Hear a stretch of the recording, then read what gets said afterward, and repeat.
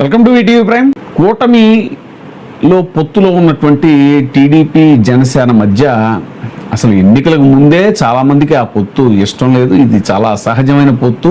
ఆ రెండు సామాజిక వర్గాలు ఏవైతే ఉన్నాయో వాటిని, ఆ పార్టీలని ప్రధానంగా రిప్రజెంట్ చేస్తున్నటువంటి రెండు సామాజిక వర్గాలు ఏవైతే ఉన్నాయో వాటిని దశాబ్దాల తరబడి ఎన్నో ఏళ్లుగా వాళ్ళ మధ్య ఒక వైరం నడుస్తుంది. అందువల్ల ఏంటంటే క్షేత్రస్థాయిలో, అంటే నాయకుల స్థాయిలో, అధినేతల స్థాయిలో వాళ్ళు రాజకీయ లబ్ధి కోసం పొత్తులు పెట్టుకున్నా కూడా క్షేత్రస్థాయిలో ఏమాత్రం ఆ రెండు సామాజిక వర్గాలు కూడా ఆ పొత్తుని ఇష్టపడలేదు. మనం ఎన్నోసార్లు చెప్పుకున్నాము, ఇది నిలబడదు, ఈ పొత్తు అనేటువంటిది ఎక్కువ కాలం నిలబడదు, కడుపులో కత్తులు పెట్టుకుని పొత్తులు చేసుకున్నారు అనేటువంటిది. మనకి ఎన్నికలు అయ్యాయి, విజయం సాధించారు. మొత్తం మీద అధినేతలు ఇద్దరు ఒక మాట మీద నిలబడటం వల్ల, ముఖ్యంగా జనసేన అధినేత పవన్ కళ్యాణ్ గారు ఈ పొత్తు ఖచ్చితంగా ఉండాల్సిందే, జగన్మోహన్ రెడ్డిని ఓడించి తీరాలి, జగనే నా ప్రత్యర్థి అని బలంగా ఫీల్ అయ్యాడు. కాబట్టి ఆయన అంతకుముందు చంద్రబాబు నాయుడు గారిని, అలాగే ఇది లోకేష్ గారిని ఎన్ని తిట్టినా కూడా మళ్ళీ అన్నీ కూడా మర్చిపోయి చాలా కన్వీనియంట్గా ఆయన పొత్తు పెట్టుకోవడం జరిగింది. ఇక గెలిచిన తర్వాత నుంచి కూడా ఎన్ని రకాలుగా క్షేత్రస్థాయిలో జనసేన నాయకులకి టీడీపీ నాయకులకి మధ్య యుద్ధాలు జరుగుతున్నాయో, అసలు ఘర్షణలు జరుగుతున్నాయో అనేటువంటిది మనం ఎన్నిసార్లు చెప్పుకున్నామో అది లెక్కలేదు.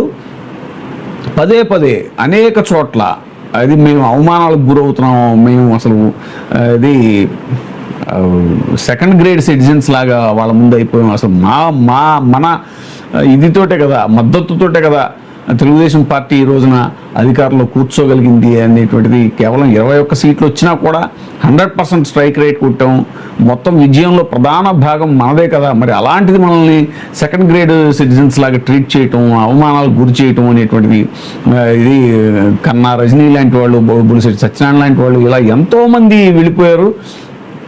అలాంటిది ఇప్పుడు మరి జనసేన అధినేత కూడా చాలాసార్లు ఆయన పలు వేదికల మీద చెప్పింది ఏంటంటే, ఈ పొత్తు కలకాలం ఉండాలి, ఈ పొత్తు కనీసం 15 ఏళ్ల పైన ఉండాలి, నేను చంద్రబాబు నాయుడు గారి అనుభవానికి నేను కట్టుబడి ఉన్నాను, ఆయన దగ్గర నేర్చుకోవడానికి ఒక నిత్య విద్యార్థిలాగా ఎప్పుడు ప్రయత్నిస్తూనే ఉంటాను, అది ఇది అని చెప్పేసి ఆయన చెబుతూ ఉంటాం. అంటే ఈ ఘర్షణల పూర్తిమైనటువంటి వాతావరణం ఏదైతే ఉందో క్షేత్రస్థాయిలో టీడీపీకి జనసేనకి మధ్య, అధినేతలు ఇద్దరు కూడా వాటిని కూర్చోబెట్టి పరిష్కరించేటువంటి ప్రయత్నం చేయలేదు, మొగ్గలోనే వాటిని పరిష్కరించే ప్రయత్నం చేయలేదు. అందుకనే ఇప్పుడు చిలికి గాలివానగా ఇప్పుడు ప్రతి చోట కూడా టీడీపీ జనసేన మధ్య ఘర్షణ వాతావరణం అనేటువంటిది నెలకొని ఉంది. తాజాగా చంద్రగిరి మండలం పులివర్తి నాని అక్కడ ఎమ్మెల్యేగా ఉన్నారు. అక్కడ ఒక జనసేన నాయకుడు చెప్పు చూపిస్తూ నానిని దారుణమైనటువంటి భాషలో దుర్భాషలాడుతూ మా ఊరిని పాకిస్తాన్ అంటావా అని చెప్పేసి ఆయన రెచ్చిపోవడం జరిగింది. పులివర్తి నాని ఆ ఊరిని ఉద్దేశించి పాకిస్తాన్లో తయారైంది ఈ ఊరు అనేటువంటిది మాట్లాడటం జరిగిందట. టీడీపీ ఎమ్మెల్యేకి చెప్పు చూపించినటువంటి జనసేన నేత చంద్రగిరి నియోజకవర్గంలో కూటమి నేతల మధ్య తారాస్థాయికి చేరిపోయే విభేదాలు. చంద్రగిరి టీడీపీ ఎమ్మెల్యే పులివర్తి నానికి చెప్పు చూపించిన జనసేన పార్టీ నేత మురళిరెడ్డి. చంద్రగిరి మండలం తొండవాడ గ్రామానికి వచ్చినటువంటి ఎమ్మెల్యే పులివర్తి నానికి చేదు అనుభవం ఎదురైంది. తొండవాడ గ్రామాన్ని శత్రుదేశం పాకిస్తాన్తో పోల్చడంపై ఎమ్మెల్యే ముందుగా వివరణ ఇవ్వాలి అని డిమాండ్ చేస్తూ చెప్పు చూపించాడు జనసేన నేత మురళిరెడ్డి.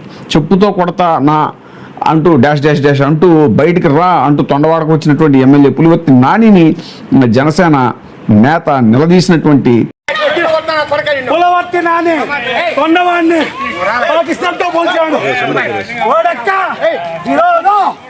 ఈ చెప్పుతో కొడతా నా కొడుకు, ఈ చెప్పుతో కొడతా. పాకిస్తాన్ మా ఊరా 560 ఓట్లు నా గ్రామంలో చాలా శివాలు ఎత్తినట్టుగా ప్రవర్తించాడు ఆయన మురళిరెడ్డి. ఆ స్థానికులందరూ కూడా అడ్డుకున్నారు.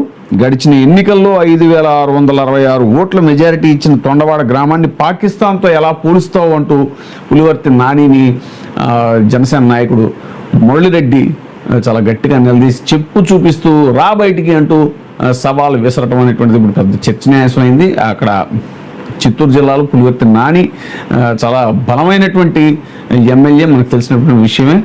చంద్రబాబు నాయుడు గారికి అత్యంత సన్నిహితుడు కూడా ఆయన.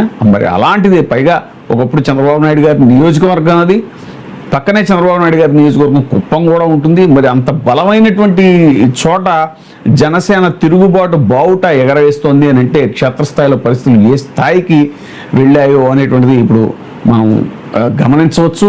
ఎప్పటికైనా అధినేతలు ఇద్దరు వాళ్ళకి వాళ్ళు ఒకరికొకరు పొగుడుకోవడం, ఒకరినొకళ్ళు ఇది చేసుకోవడం, మద్దతు ఇచ్చుకోవడం అనేటువంటిది కాకుండా క్షేత్రస్థాయిలో కనుక ఈ ఘర్షణ పూర్తి వాతావరణాన్ని రెండు పార్టీల మధ్య, ఇరు పార్టీల నాయకుల మధ్య ఉన్నటువంటి ఘర్షణ పూర్తి వాతావరణాన్ని అధినేతలు ఇద్దరు కూడా కూర్చోబెట్టి సమన్వయం చేయకపోతే మాత్రం ఖచ్చితంగా రాబోయే ఎన్నికల్లో కూటమి పార్టీ, ముఖ్యంగా ఇవి మన స్థానిక ఎన్నికల్లో కూడా చాలా బలమైనటువంటి దెబ్బ కూటమికి తగిలే ప్రమాదం ఉంటుంది అనేటువంటిది ఇప్పుడు విశ్లేషకులు చెప్తున్నటువంటి విషయం.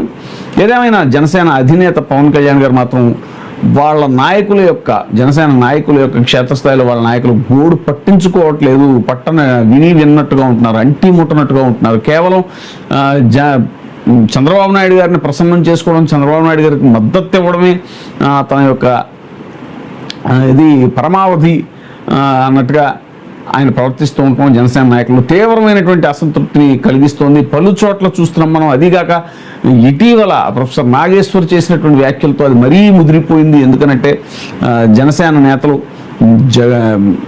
పవన్ కళ్యాణ్ అలాగే నాదెండ్ల మనోహర్ అమిత్ షా దగ్గరికి వెళ్ళి ఇలాగ జగన్మోహన్ రెడ్డిని అరెస్ట్ చేయాలి అనేటువంటి మాట అడిగినందుకు టీడీపీ అనేటువంటిది తాత్కాలికమైనటువంటి మిత్రుడు మాత్రమే, జగన్మోహన్ రెడ్డి మనకు పర్మనెంట్ మిత్రుడు, లాంగ్ టర్మ్ మిత్రుడు, ఈయన ఇన్స్టెంట్ మిత్రుడు మాత్రమే చంద్రబాబు అని చెప్పడం అనేటువంటిది ఇప్పుడు ఆయన నాకు హై ప్లేస్డ్ సోర్సెస్ ద్వారా నాకు తెలిసిందే అని నాగేశ్వర్ చెప్పడంతో పెద్ద దుమారం జరిగింది. ఆ విషయం మనం చూసాము. ఇప్పుడు దాంతో అధినేత, జనసేన అధినేత కాకుండా టీడీపీ అధినేత చంద్రబాబు నాయుడు గారు కూడా బీజేపీ పట్ల గుర్రుగా ఉన్నారని, ఈ వచ్చే రాజ్యసభ ఎన్నికల్లో బీజేపీకి ఒక్క సీటు కూడా ఇచ్చే అవకాశం లేదు అని బీజేపీ అధ్యక్షుడు మాధవ్కి చెప్పినట్టుగా కూడా మనకి కొంత సమాచారం అందుతుంది. సో చూడాలి ముందు పరిణామాలు ఎలా ఉంటాయో. ఏదేమైనా సరే టీడీపీకి జనసేనకి మధ్య వైరం మొదలైపోయింది. ఇది తారాస్థాయికి చేరుతుంది. మళ్ళీ 2019కి ముందు పరిస్థితుల్ని తలపించేలాగా ఉన్నాయి ప్రస్తుత పరిస్థితులు అనేటువంటిది ఒక పక్క కూటమి నేతల్లో ఒక ఆందోళన కలిగిస్తుంటే, ఇది మనకు కలిసి వచ్చే అంశం అన్నట్టుగా వైసీపీ శ్రేణుల్లో జోష్ నెలకొని ఉంది అనేటువంటిది ప్రస్తుతం కనిపిస్తున్నటువంటి సమాచారం.